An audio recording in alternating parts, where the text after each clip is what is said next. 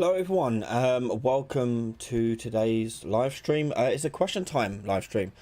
If you don't know what these are, they're a chance for you to ask me any question you want regarding game development, Unreal Engine, whatever you want to do. You can ask me whatever you like. The floor is yours. You just ask me any question you like into chat and I'll catch as many as I can within the hour or so that we are here for. If I do miss a question, don't fret, just put it into chat again and I'll try and catch it the next time around. If you are a Patreon member, you do have access to the Discord channel, question time queue jump. So if you can't make these streams live, you can ask your question there ahead of time and then catch it on the archive footage afterwards. So we are here. I want to say massive thank you first of all again for everyone's patience over the past few weeks. It's been obviously quite a dramatic time. But things are getting back to normal, so hopefully streams on Saturdays will be resuming and we're getting the ball rolling again. Okay, so I see we've got some familiar faces in chat, so hello everyone in chat. Let's answer some questions. So Stuart's first question: how can you reliably randomize something but be able to replicate it with a seed? Okay, so to do that is something called a stream. So let's say on my first person character here, okay, I'm going to make it so that when I push a button, it's going to print out a random number. So we'll do, say, the 1 key. So every time I push 1, we're going to randomize a float. Okay, so I'm going to do a print string. And we'll do random float, and you'll see this thing, random float from stream. With that, then place that into there. Now stream is, imagine that it just generates a random number that's infinitely long. Okay, just goes on forever. And you create a stream by making a variable of a stream. So we promote that to a variable and then compile that. Then over here on the right hand side, you can set the initial seed for this stream, and you put in any number you like I don't know, 1 2 5 4 7 8. Okay, and that's your initial seed, and so long as that seed's the same, and you can save that as like a string or a number or integer, whatever you want, you save that as there. So now when I push 1, I should get the same numbers each time. So I've got 0.486, 0.796 and 0.099. okay, if I come out of there and push play again, 0.486, 0.796, 0.099. And that's how you do seeds, and that is basically the fundamental basis for everything. With a stream, you can also do random ball, you can do floats, integers, rotators, units, you can do all sorts of things. And this is how you say, if you want to in a level randomly place grass, but you want that grass to be in the same place each time, you can do it with this in mind to make those random locations. And yeah, and you can share that seed with your friends, and everyone else will get the same wild seed, and so on and so forth. Yeah, that's how it works. Hopefully that helps you out, Stuart. Terral H, will I go back to the inventory system to make a video on how to combine the shopkeeper and the inventory system? So 2 parts to that. First part is, no, I won't be going back to it. The reason why those two are separated out is because I wanted to show a different inventory style system for a shopkeeper. If you followed one, you should be able to, and sorry, if you follow them both, you should see and hopefully figure out where they merge together and how you can connect things up and make them work. But with that in mind, there will be a new inventory system series coming out relatively soon. As I do want to go back and update some older series, like inventory I think was one of the first series I've done, so I do want to go back and update that with some more modern stuff I know about and new things like that. So yeah, we'll be doing something like that in the near future. Vlad is asking, hi Ryan, how will I do invincibility or unlimited ammo as a temporary buff? Are these similar to do? Kind of. So we'll use our 1 key here again. So we're going to do invincibility. So you'll have a custom event to do activate invincibility. Okay, and then we have a deactivate one. custom event. Deactivate invincibility. Okay, so you got activate and deactivate invincibility. When these happen, on the 1 key, when we push it, we're going to activate a timer. So we're going to do activate invincibility, and then do a timer up. So do set timer by event, and you drag that into deactivate invincibility. And to do invincibility is really easy. All you got to do is on activate invincibility, set and be damaged to true, to false, sorry. And then on deactivate, set to true. And that's it. That'll stop you from getting damaged. So that is how you do that. And it obviously, sort of being a key push could be a thing you pick up or touch or I don't know, whatever. Then we've got unlimited ammo, which is something similar to this. So the difference being is that this will activate. So you have like a fire, maybe like a boolean on there saying like have infinite ammo. And when you take 5 bullets, sorry, you are doing the ammo check to take away a ammo count. You just check that boolean first. That's all. I knew that was coming.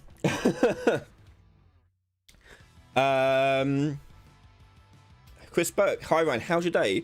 It's been good, thank you. Wednesdays is the day where I try to recuperate and don't try not do too much work. It's mostly like an admin sort of day. So I've got that all admin done in the morning. Went out for lunch with the wife. I've done some shopping, and then back home. Yeah, so yeah, good day. Good day. My mum was at a hospital today, so she's gone home.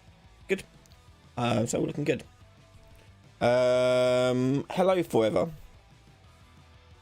You accidentally deleted your entire work. Oh dear. Calamity. I have a question for your JRPG series. Do you have a plan on making a random enemy encounter for that series? Thank you for doing these too. So the JRPG series is already all recorded, and I can confirm that random enemy encounters is included. So the way you'll see it working, it's towards the end of the series, but the way it works is that you define in an area of the map what enemies can spawn there, and when you go into an encounter, it will randomize which ones that will spawn in the fight and how many. So yes, it's included along with like the Final Fantasy X smash screen effect. I'll show you how to do that. That's all in that series. Yeah. Zimmy Jim, I started a VR dungeon smasher using the skills I acquired from watching your videos. It's coming along smashingly. Thanks, Ryan. I'm glad to hear that. Look forward to seeing that out. Evening, Ryan. Hope all is well. It is fine. Thank you very much.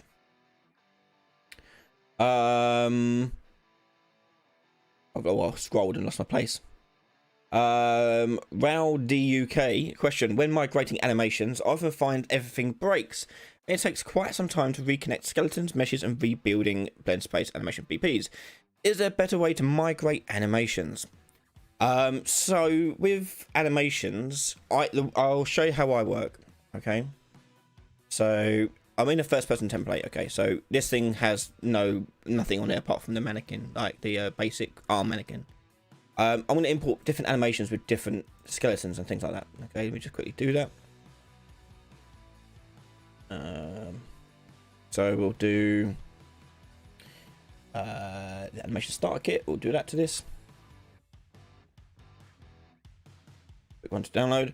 And every time I add a new pack, be it migrated over or downloaded from the marketplace, whatever it may be, if it is all hopefully using the same skeleton that I want to fit all onto one character, I will try and make them fit onto the same character mesh. So what I mean by that is if I go to the first person mesh, yeah, that's not a mesh, that's a material. What's happening there? Character mesh, there we go. And in here, set up the retarget manager. Humanoid. Close that. Save. Close that. And then go to the animations I've just imported in, which is these ones, and find the mesh that the mannequin they're using is this one, and retarget this,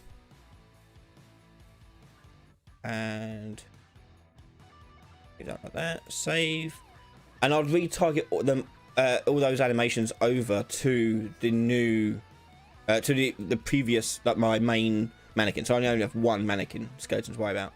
So I'd go in here and I'll take all these things, not those ones or that one. Yep, there you go. Oh, and yeah, that's fine. And then retarget this to the mannequin and change that into a new folder. So I put all my animations in one folder. Animations there, and we'll put this one as shooter anims. Okay, and retarget all those. That's done. I then will also go to the mannequin here because I've only got the arms. I want the whole thing. I'll also go to this mannequin here and change the skeleton on this thing to the other one, which is one. So that will have access to the same set. So in my first person animation thing here, I have the shooter anims, which all work with just the arms on their own. So if I want to do like aim down sights, that's how I've got aim down sights now on this. So if I do idle, where is it? I thought iron sight. So I brought the gun up like that, so we can attach it to the hand and then so forth. Yeah, so that does that. So I would then bring in any mesh I want to keep as well. So in that case, I do want to keep the third person mesh. So I'll take this and move it. What am I doing? There you go. Move this over to the character mesh. Copy there. And copy that over to it as well, the physics asset. Great. So my first person folder here has, I have the arms and I have the main mannequin as well. They all do the same thing. And all have access to the same animations, all bundled together. Then when I'm done, I'll delete this one. Okay. Yep. So now they're all matching one skeleton. I then go to import the next slot or migrate the next slot, whatever it may be. So let's pick another one. Let's do.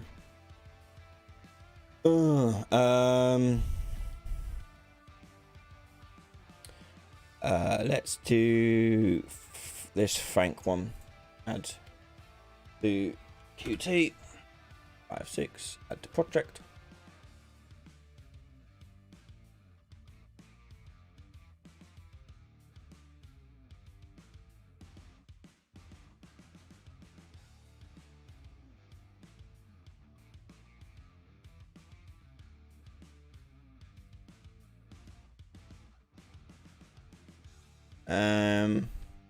It is, and I do the exact same thing here. So I'll go to the meshes, and I don't want this one. I want the mannequin one. So these ones. I just need to find the skeleton, retarget it here. Target. Like so. And then I can retarget all these animations over. So, like that. Retarget, duplicate one. Change that to the first person animation folder. Make a new folder for this. Mage. Make another new folder for there for the in place ones. IP. And okay. Retarget. And I'll do exactly the same for the root motion ones. Retarget. Duplicate this, that animation folder. Just keep it organized as you go. Motion, retarget. So now I've got all of those as well attached to it, and I don't want anything else, and I don't want the mesh in this case, so I'll get rid of that entire folder. Delete. Actually, let me just pause the OneDrive thing is doing. There you go. Now delete this.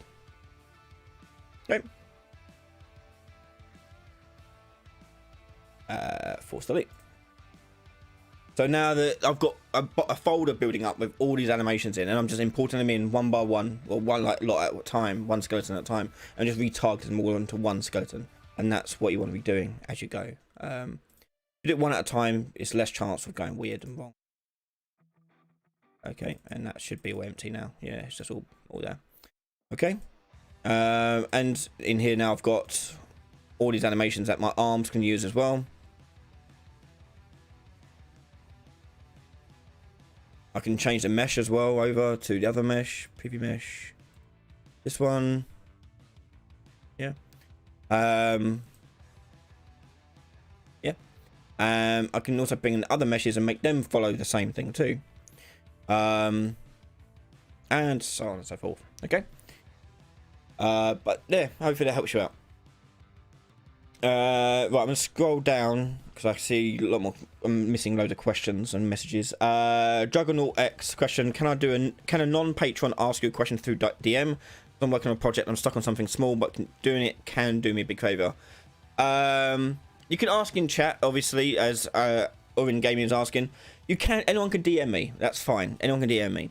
But please be aware that I may not be able to respond ASAP because I'm usually in sessions, consulting, training, doing freelance work, doing recordings, or anything like that, or sleeping. So I'm usually not available right there, right now. So that's why like patrons will get time booked in for me and things like that. But you can, anyone can DM me. That's fine. Just try not to be offended if I don't reply back or straight away or at all. It's literally because I'm so busy. That's all. And I will always prioritize those who obviously donate each month. Yeah. But asking chat, people are friendly. They will help you out if they can. I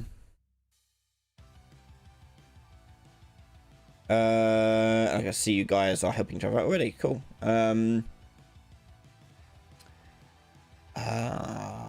Mark Hardy, how to make a motion sensor that triggers alarm when the player velocity is over X.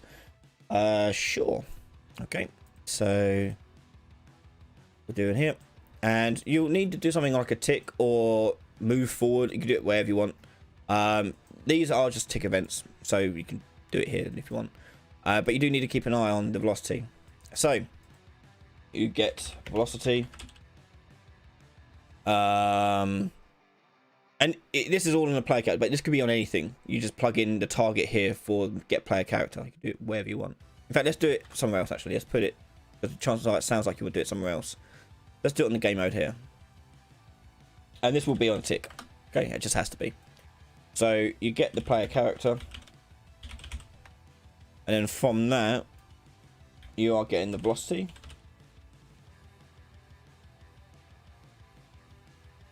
Then you get the length. And that is their speed.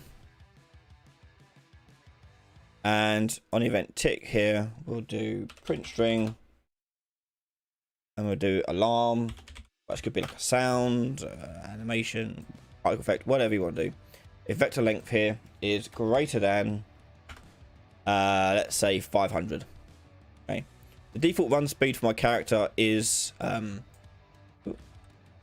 600. So keyboard won't work for this because keyboard just goes straight to 600.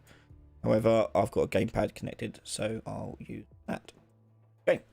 So with my joystick, I'm going to slowly eke forward and no alarm. But if I push all the way forward, I get an alarm. And I push forward a little bit. I can sneak, and alarm. Yep, and that's how you do it.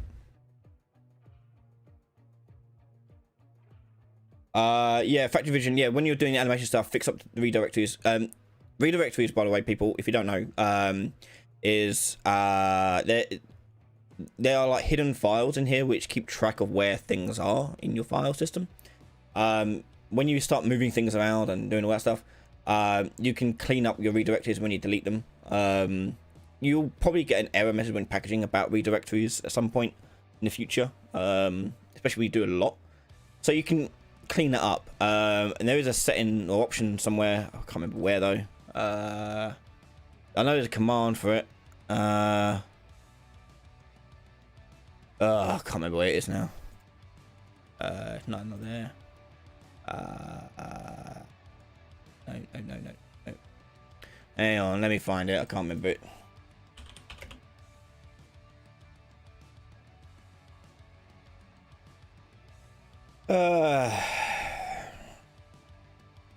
Oh yeah, it is filter. Yeah, sorry. Yeah, so filter, and then where is it? Filter, other filters. Oh, there you go. Oh, whoops. Crap. You go into here. Oh my god, done it again. Into here, and you'll see redirectories. No? Oh, there it is, yeah. Don't mind. So this will show you where the redirectories are. Now there's currently none because I didn't do too much and I cleaned it up quite quickly. But you may find them, and when you do find them, you just right click and do like, it's called fix up, and it'll clean it up and fix the redirectory up. But yeah, you can do. Lost chat. Where's chat? There you go.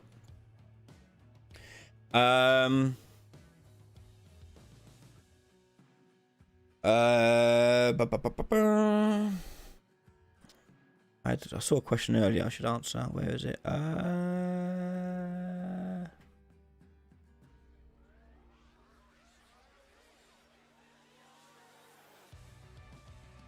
Nope, I've lost it. I can't remember what it was. Nope, never mind. Okay. So next question. Ripper Junkie, Ryan, in your opinion, is it necessary to make usage of the EQS system to develop complex AIs? I always find the phrasing like complex AI or advanced AI very odd because it's a very subjective term. In most games, I'll say 90% of the games, AI is pretty dumb. They don't do much really at all. They have a few routines and that's it. The EQS is not a thing you have for advanced or not advanced enemies or AI. It's a thing that you use for enemy or AI to search the environment for a particular point based on certain criteria. So in a sense, yes, if you'll need it for complex stuff like finding particular locations that are dynamic. Whereas if you weren't doing that, you'd have to do set positions and make them go to that set position. But complex, like, always wonder what people mean when they say, like, I often get a question like, or request, can you show a tutorial on how to do advanced AI? I'm like, well, what do you mean by advanced AI? I'll be interested to know because everyone has different opinions on what advanced AI mean. And if I ever ask them, like, point to a game that has advanced AI, it usually is something that has actually quite simple AI. They just don't think of it as simple because it's just doing, it just executes it very well. That's all. But yeah, usually quite simple.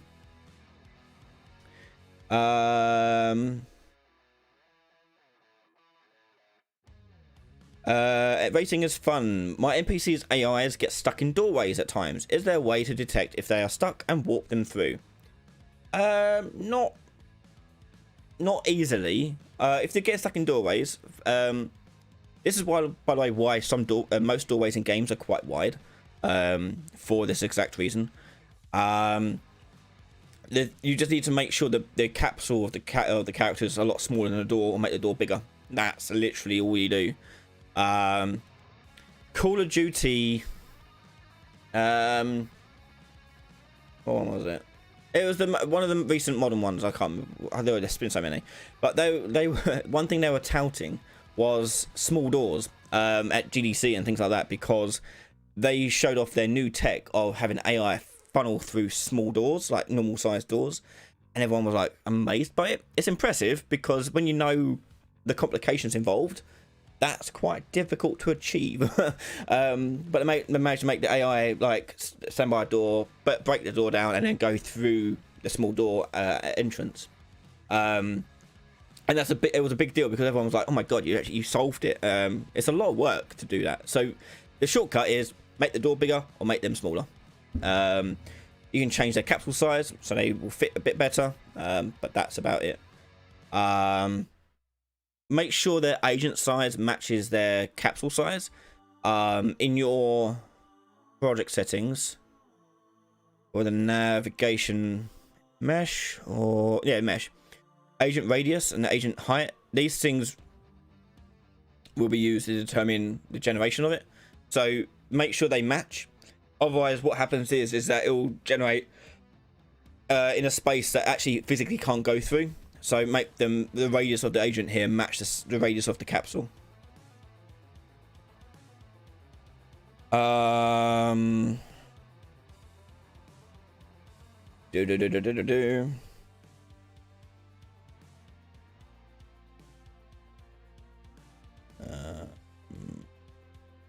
Next question.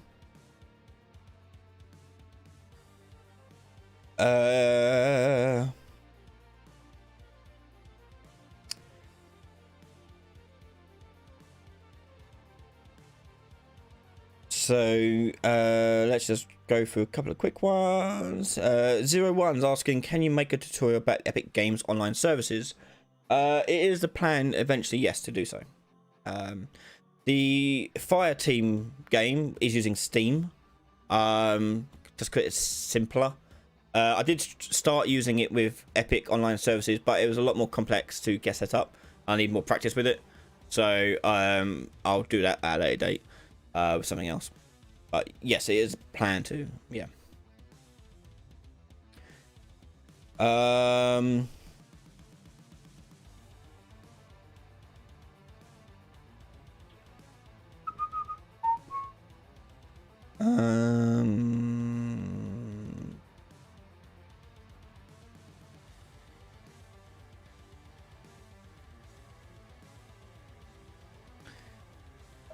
X Draco, good night. I'm using Niagara for some effects, but the first time I launched the effect, the game has a sudden drop of frames.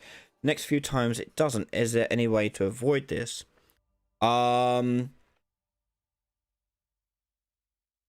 Is that with a packaged game or in editor? If it's in editor, don't worry about it. Check it in a packaged game. It probably is alright in a packaged game.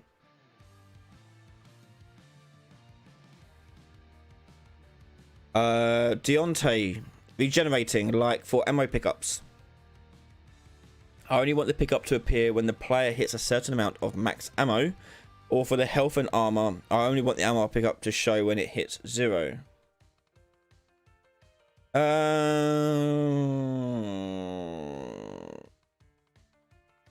Okay. Right, okay. So you need things to look at your player character and look out for things that happen. So let's go actor here, make this like ammo pickup. Oh, time of space. Ammo pickup. And this thing is going to have a little cube on it.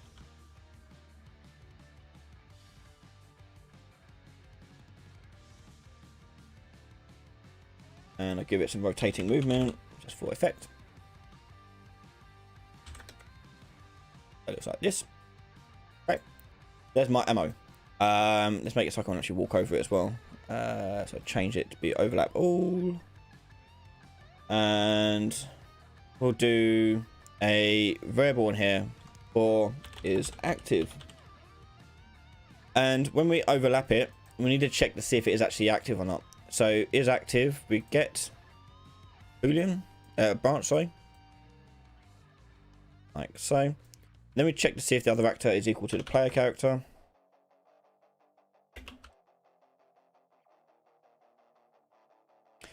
And that'll go into another branch.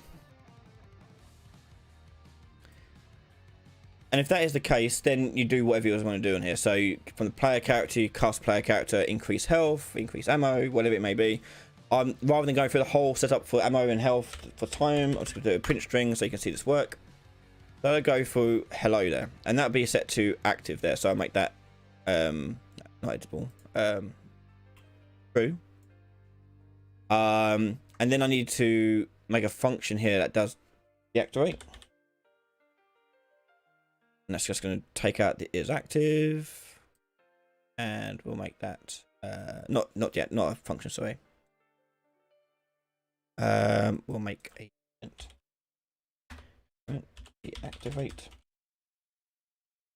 Deactivate. Oh my god, what's going on? There we go. And put that in there as a false. Okay, so it makes it false, and we'll make it deactivate at the end of this. Okay, pretty simple. Then when it does that, I want to do set timer. Or no, if you want a timer base, you do set timer. So I saw someone else asking if about timer. I can't remember who asked that. So you do a timer if you want to do a timer to make it respawn.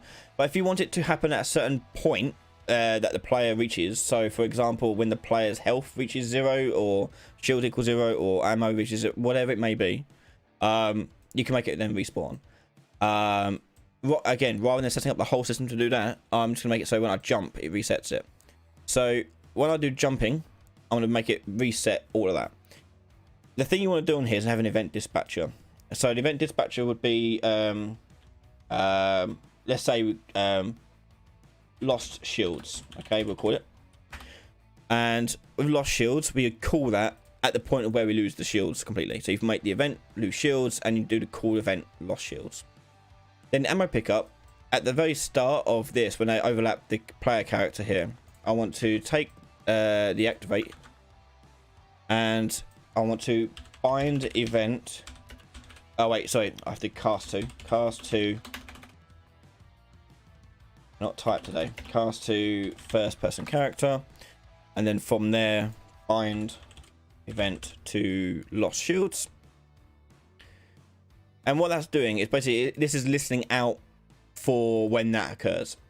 So when that occurs, this thing is to have a custom event to reactivate, and that's going to do is active, set to true again.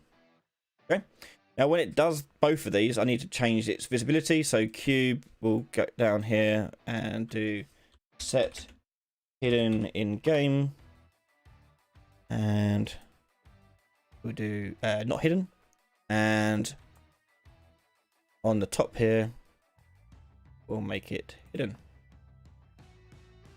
That's it. So put this into the world, play. So there it is. If I walk over it, should disappear. Okay, it's still there, it's just turned off, but then when I jump, it should respawn. Okay, so you need to put event dispatchers in to make it listen out for those effects. And the beauty of event dispatchers is because it is agnostic to the player's agnostic to all of this stuff, it doesn't know that these things are listening for it. You can put multiple in there and they will all trigger because the player's done something ahead of them. Do that, and then they both return. Okay, so yeah, event dispatcher seems to be the best method for that one. Stuart Eldridge, when you're jumping into UE5, Ryan, when it's more complete, it's still buggy, still crashing. It's getting better, but it'll be soon. It'll be closer to when they probably announce the release of it, or when they're thinking of going out of early access to it. It'll be soon. Yeah, it'll be soon. But there's a few things in it that's still a bit meh. It's still broken and needs to be fixed. But yeah, it needs to be a bit more stable. Deontay, would you consider making a mini golf, bowling, or racing tutorial series in the future? Yeah. I've done a golf game for someone before, like a private session. But bowling and racing would be quite cool to do as well. Vlad is a literally how would you do regenerating pickup like every 5 minutes, such as health or money? Same as this, just as I said though, rather than doing this binding stuff, you do a set timer, and that's it. Okay, so if I replace this with a set timer rather than do this stuff, and put that into there. Yeah, so rather than bind event to lost shields, I just reactivate it on this timer, and I put in like 10 seconds, for example, and it'll reactivate after 10 seconds. So walk into this one and wait 10 seconds, and it'll reappear.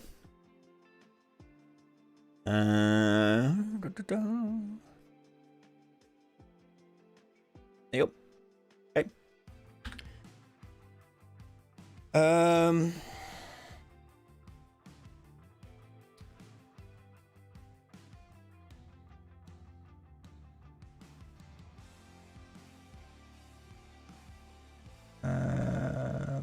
Hey, Bartisus, I recently moved my project I made with UE4 to 2.6 to the version 4.27. Oh, well, it's not two-part. Hang on. Missed the first part? No. Okay, I'll wait for you the next part.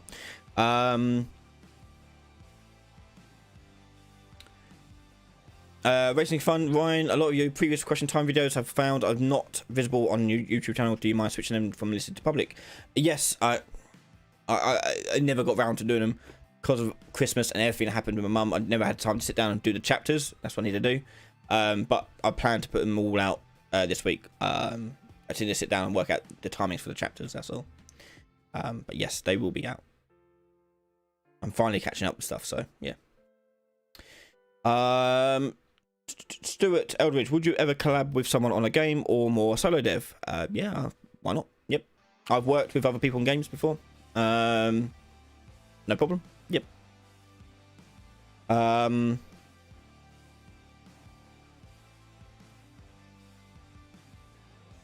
Okay, Bartisus, hey Ryan, I recently moved my project I made with 426 to version 427. With 426 connection with Steam worked fine, but after this I cannot connect my friend, although I still see him. Yes, welcome to a massive bug in 427.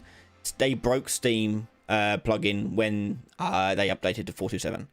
I found this out while developing Fireteam, and I remade Fireteam in 426. What it was is because in 427 they added Epic Online Services into the engine code itself, because before it wasn't. It was a plugin you download and put in yourself manually, but now it's included. And when doing that, they had inserted a load of new extra bits of code and default values. The problem is one of those default values is turned off for Steam, so they didn't turn it on for Steam, and therefore broke Steam. So in 427 Steam does not work at all. If you want to fix it, you have to go into the engine code and find the fix.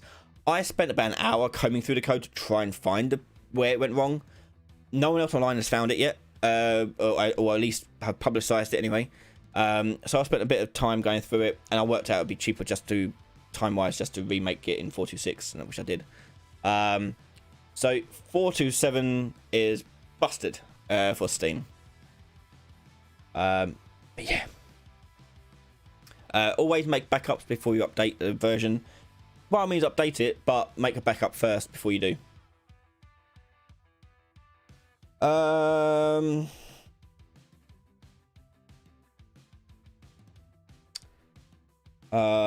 Stefan, hi Ryan. Any generic advice, tricks for making enemy AI in a shooter more challenging?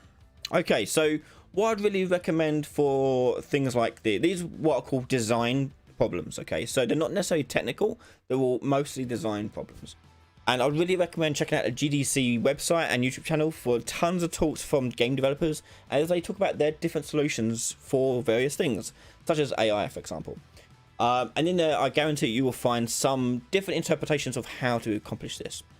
When making AI for a game, challenge in a shooter anyway comes from a couple of various places. The accuracy and damage, okay, specifically. Both damage giving and receiving. You'll see some games vary around this a lot. It's not necessarily AI, don't make things smarter or dumber. Sorry. You make them have a better aim or a more deadly shot. So like things like Call of Duty, for example, they just increase the accuracy and damage you take. That's all. With some games, they'll also increase the number of enemies. So there's very little that actually change about the AI itself. It's more the other things, the other design decisions being made. But keep in mind, there are things that you would do with AI to... Remember, with the number one rule with games is that in the end, they have to be fun. So I mean, if you want, you can make your AI always do headshots on the player, no problem. Like, simple. It's easier for them to do that than to miss. So you can make it as hard as that if you want. But if you remember, your game is all about being fun first and being fair to the player. What is going to be the most fun for the player, most enjoyable? There's a lot of little tricks that game developers use to mask the fun and hide it behind stuff. So, for example, in Bioshock, on all difficulties, the first shot from all enemies will always miss you. So you always get a warning shot from the enemy, so you never get shot from behind and killed. And this is because in Mario Shock, the levels are designed in a way where it's more like a loop rather than linear. So it's quite common that enemies will appear behind you. So there's things like that to take into account.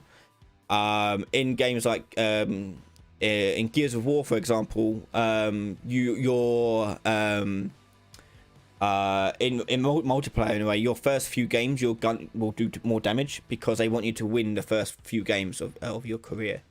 In Assassin's Creed, they'll make it so that the killing blow will not kill you, to knock you down to 1 health, and then you get a chance to recuperate. So there's lots of little things like that they do, that are hidden little design secrets they do to make things fun. So yes, you can make it more challenging by making them impossible aim, impossible damage, and things like that. In the end, what you're looking at doing is making it fun and engaging. So AI rarely changes. It's mostly the other stuff around it, like health, damage they do, and so on and so forth.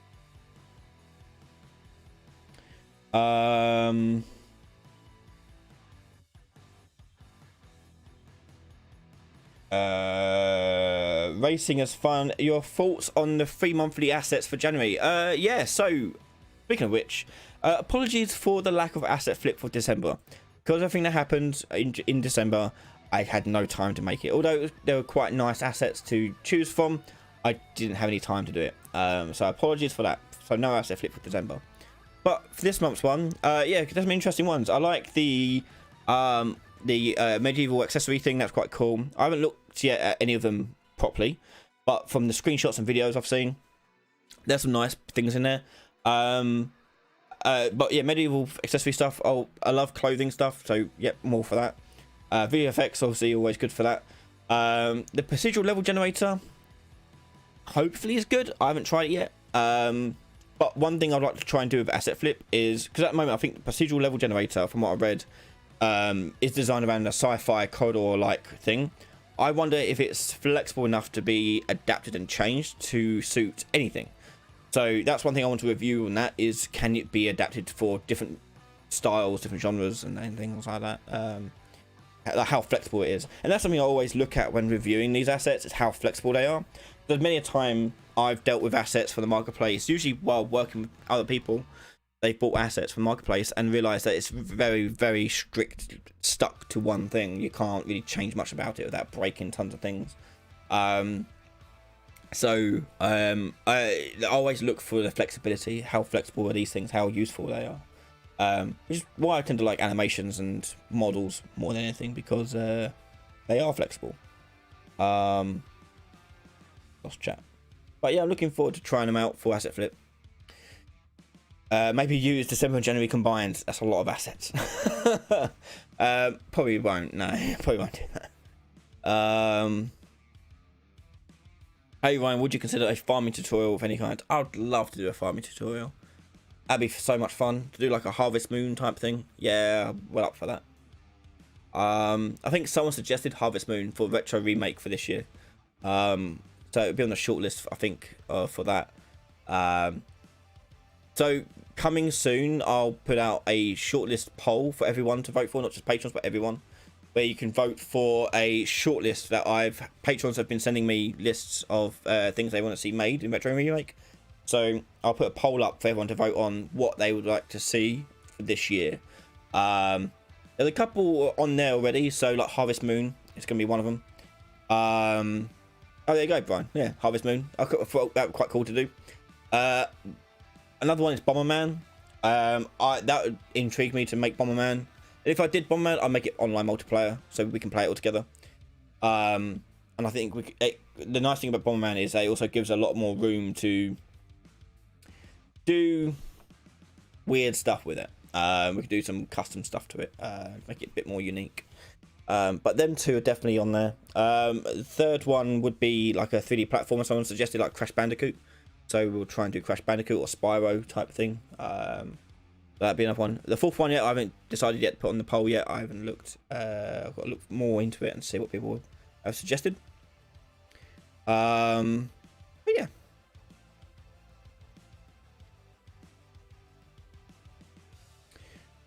Ashley 2000, is it possible for a single developer to make a character creator for online games like GTA Online or Cyberpunk. Yes, yeah. Well, it's possible for a single developer to do anything. It depends on your skill level, really. Yeah.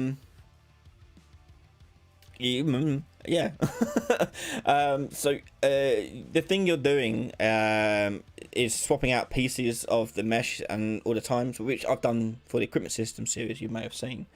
If you want to change things like the scale of the character and like their face and how fat they are, generally, I mean, this is a very, very, very simplified what this is, but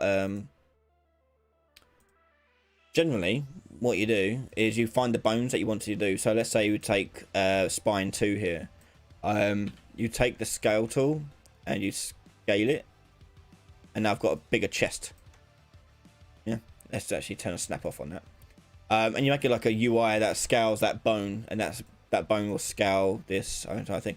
And the nice thing about that is that because your clothing is using the same skeleton, they will also scale too. So we can make things look bigger, smaller, wider, things like that. With facial stuff, you have to have facial bones to do this, obviously. But yeah,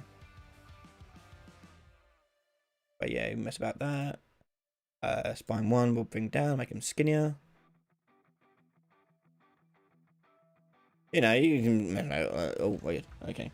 That's an oversimplification, but that's generally what you do with that.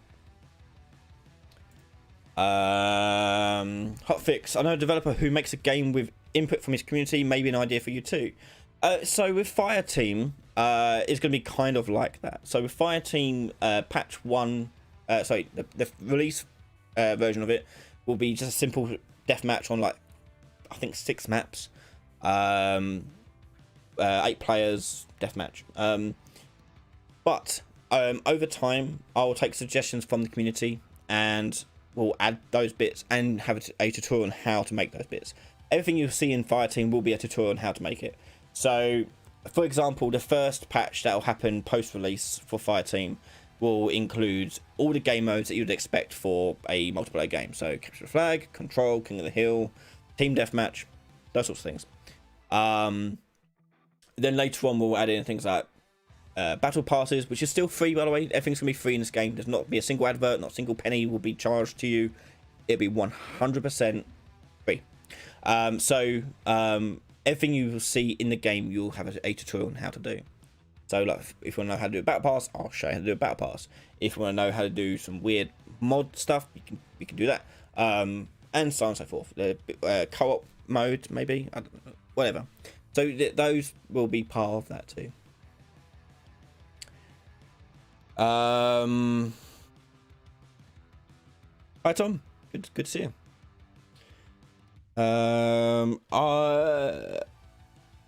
Hello Joel, you're Oxus Hornet. Are there any resources you'd recommend for learning about materials, Cascade and Niagara? A lot of tutorials I've found only show how to make specific effects, not general features of these features. None that I'm aware of. I've had to brute force my way through it and figure it all out my own. I am planning very, very soon to release more Niagara UMG material stuff and talk about that. There'll be a whole material series and things like that. So yeah, lots of stuff regarding those things will be coming out. And I do want to explain generic stuff on them. I've already done one on Niagara and explain the generic stuff on Niagara. But we'll be showing some things on that too soon. Yeah, so unfortunately I don't know any other resources. I've learned them just by looking and getting other ones and taking them apart, experimenting and playing around with it and getting those sort of things.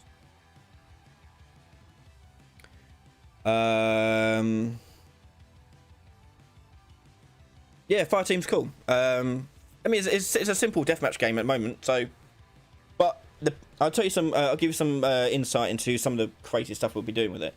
So one thing I want to do with Fireteam is eventually get to the point where we can add crazy game modes into it and really experiment with it, because there are no risks of it. Like I'm not expecting to make money out of it, so I'm not worried about not making any money out of it.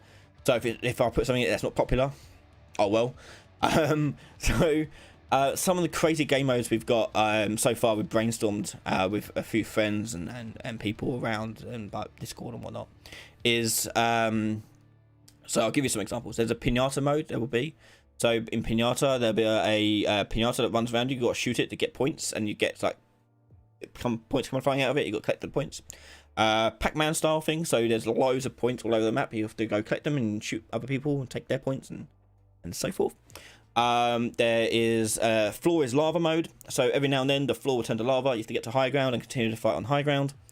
There'll be map specific ones as well. So for example, I had the idea of like a tower sort of map where there's rising lava the whole entire time, all the time, and you have to fight while climbing up and up and up and up and up and up and up. So stuff like that. Then there was the idea of putting in something called Mayhem or Blitz. I haven't decided any of these names yet. And the idea behind that one is that the game mode that you're playing in will randomly change throughout the match. So you may be playing Team Deathmatch, for example, one moment, and then you get a countdown, 3, 2, 1, and it's switched to capture the flag. And you now get points by capturing the flag. 3, 2, 1, it's now control, and you have to go do control. 3, 2, 1, hey, guess what? It's now free for all. You got who it was on your team will now be enemies. You have to kill them, and you get points, and so on and so forth. So that was quite a fun idea to come up with. There's also the idea of having like mods as well. So similar to how you have like in fighting games like Mortal Kombat, you get mods added to it. So like 3 mods will do different things, usually crazy stuff as well, like no more jumping, for example. So imagine like it randomized like a slot machine, 3 mods to the map or mode, and your mod could be infinite grenades, double jumps, and everyone is swords only. Maybe, I don't know. And another one could be bombardment. Whole map gets covered in bombardments and missiles and launch crashing down, and things like that. Yeah, lots of crazy ideas to mess about with, but yeah.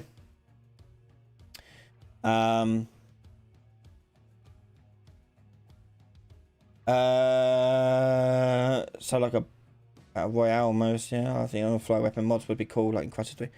Yeah, like mods like that, yeah, quite cool, yeah. A Fireteam map, yeah. I mean, they all come as well in time. So with Fireteam's maps at the moment, they're just pre-built ones I've bought from the marketplace. We'll be putting them more unique ones together, using those same assets. So over time, they will be given to people who want to make them, and we'll put them in there, and if they work, obviously. But yeah, the idea being behind it is like to have fun with it. Put in old modes that you get in the olden days, like big head mode, paintball mode, and things like that. There was a game mode I come up with as well called Sumo. Much like how you have in GTA Online. There'll be like a King of the Hill type bit, and you'll have to be inside of it at the end of a timer. All your bullets don't kill, they only do knockbacks. So you've got to push each other away with bullets and get them out of the ring before the timer expires. So that's Sumo. And it'll move to a different location. You have to get to that new location, knock them out of the map, and all that stuff. Yeah. Things like that. Yeah.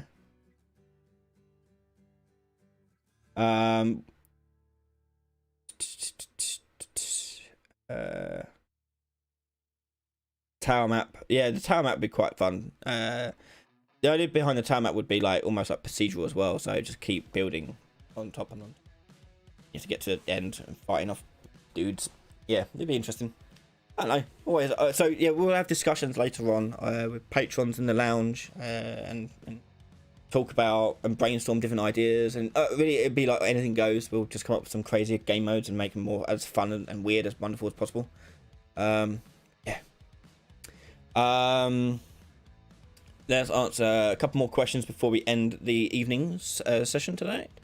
Vlad, hi Ryan, is it easy to do a time trial as in get from A to B within a certain amount of time? Yeah, pretty much. So let's do that.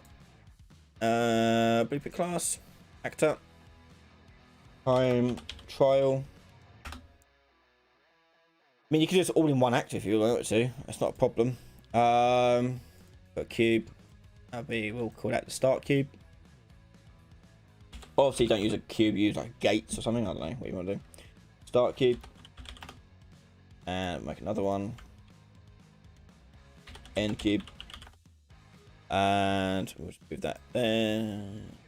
Okay. And if you want to make it a simple point A to point B, that's fine. But variables here we'll do time to take.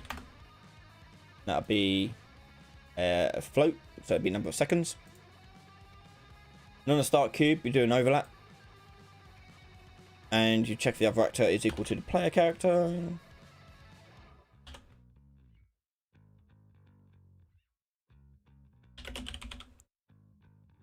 And put that to bronze. And then you'll start timer. So we'll have a custom event in here called start timer. And this will get the timer set. Not timer, but it'll get the time that you started in. Okay. So we'll get the time. We'll just do time. Don't need now. I can't type. Get time of day. Okay. I think it's this one. Yeah, time of day. Get time of day or whatever. Yeah. You get time of day. And get the now. This will give you the time span, and then you can work out the difference in time span. So you promote that to a variable. That'll be start time. And then the end time, we'll do a custom event. End timer. And let's make it so it just prints out how long it took me to get to one point to another. So let's get the now. And get start time. I think you can do an operation with time. Yeah, time span. My time span. So start time will go into the bottom. Now we'll go into top. No. Oh wait, I have to get time of day. Time of day. Yep. Put that in there. You can probably use it date time even as well if you want to avoid midnight issues. But nonetheless, that'll give you this time here, and we can get the seconds out of that. And end time we'll do print string. This also will go into like a widget, but print string we'll do to string. Hang on. Do format text. Format text, and we'll say a dot B. Seconds will go into A. Milliseconds going to B. Then I'll print it out. And so when I go over the start cube, we'll do start timer. And I'll then go over end cube. And we'll copy this bit. Put that in here. And then we can go and do end timer. Okay. And you probably do a little check to make sure that timer has actually occurred as well. So trial started maybe. And that'll be a Boolean. So on start timer, trial started will be equal to true. And then end timer, trial started will be equal to false. When I overlap it, I just want to check to see if time trial is true.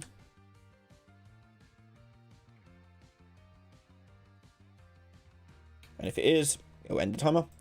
And likewise, start cube here. Trial started. If it's false, oh.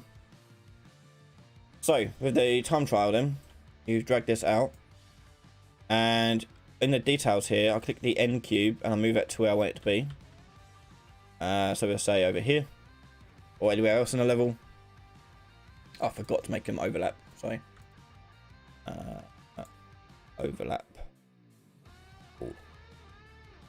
So the start cube is this one over here. Oh, hang on, let's go with that alarm thing.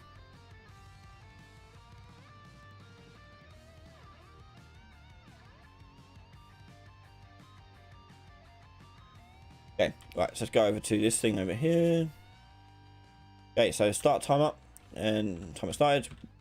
My way over to the end goal, blah blah blah, and it should tell me I took 6.48 seconds, 6.458 seconds, and we'll do it again. Set my time with this one. Go for that. Start timer. La di da di da, la di da di da, la di da di da. Take the time. And boom, 12.725 seconds. Okay, that's how you do that. And you just do the check if it's less than or greater than the float, and you get yes, you completed it, or no, you didn't. Yeah. V-neck, is it normal that lighting building is stuck at 0% for a while? Just to wait a bit. Yes. Yeah, it can happen.